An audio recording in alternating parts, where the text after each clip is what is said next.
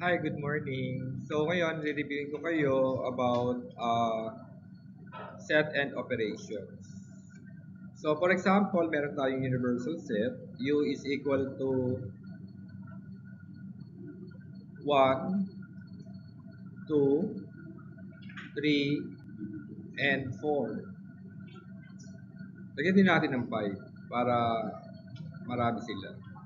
So the elements of U are 1, 2, 3, 4, 5. Ngayon, ang elements ng A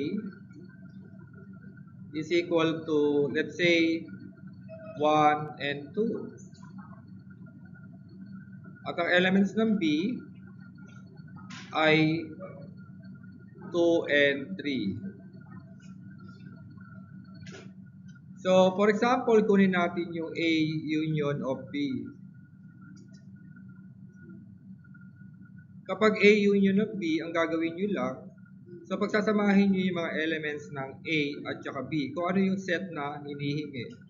So, since the elements of A are 1, 2, kopyahin nyo lang siya, 1, 2. Now, tingnan nyo yung elements ng B. Ang elements ng B ay 2 and 3. Since meron ka ng 2 doon, no need to write number 2. So, ang sisulat nyo na lang is 3.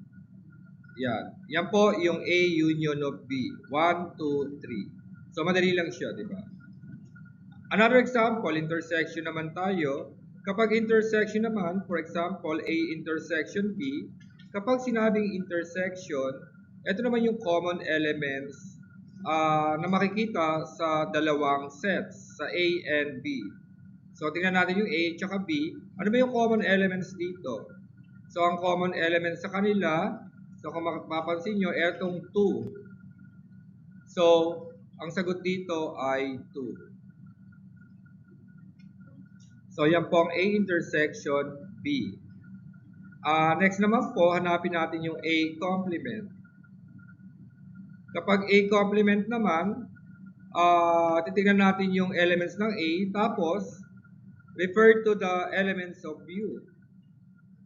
So, tanggalin natin yung mga common elements ng A tsaka U.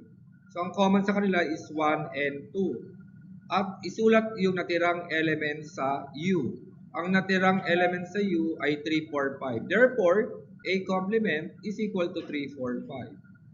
So, tandaan, kapag complement, yung matitirang elements sa universal set ang kukunin. Then, tatanggalin kung ano yung elements na nasa set. Another example, let's say B, complement. So, sa B complement, meron tayong 2 and 3. So, tanggalin natin yung 2 and 3 sa universal set. So, ang matitira na lang sa kanya ay 1, 4, tsaka 5. So, final answer natin, 1, 4, 5. Next naman is difference. For example, A difference B. Kapag A difference B naman, so tingnan natin yung B, 2, 3, tanggalin natin yung common elements sa kanila. Ang common elements sa kanila is 2. At isulat yung natira sa A. Sa A lang ang isusulat ha. So ang sagot dito ay 1. Kasi yun lang natirang elements.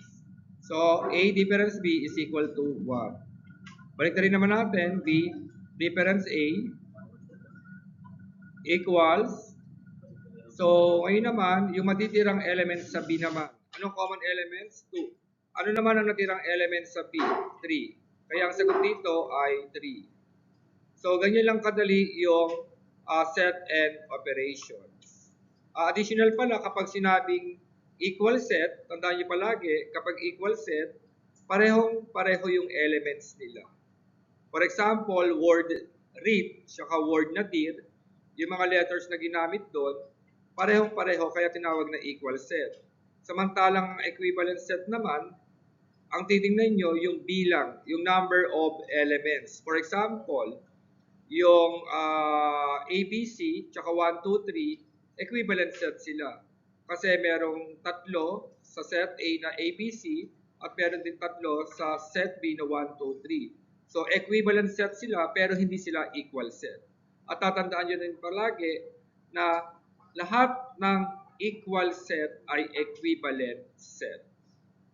So, yun lang po. Sana naintindihan nyo yung set and operations. Thank you. Ingat kayo palagi.